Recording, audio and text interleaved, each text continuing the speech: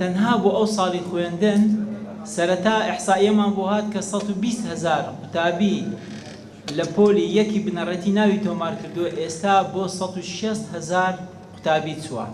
حساب بکەن 160,000 قوتابی ئەگەر هەر 30 قوتابی لە پۆلێک بێ کەواتە تۆ نزیکەی پێویستت بە 5,000 و شتێک ژوور هەیە. ئەگەر هەر بینایەکی قوتابخانە 18 پۆلبی کەواتە تۆ پێویستت بە زیاتر لە 410 بینای قوتابخانەی نوێ تەنها بۆ پۆلی یەکی بنەڕەتی هەیە.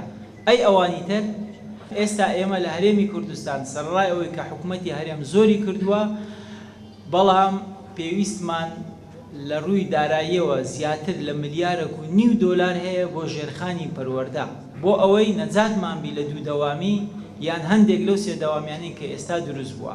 بۆیە هەر لێرەوە بەو مناسەبە ئێمە داوا دەکەین لە مامۆستایانی ئاینی، لە ڕێکخراوەکانی مجتەمەعی مەدەنی، هانی هەموو ئەو خەڵکانە بدەن کە دەتوانن ژوورێک نۆژەم بکەنەوە باشترە لەوەی هیچ نەکەن.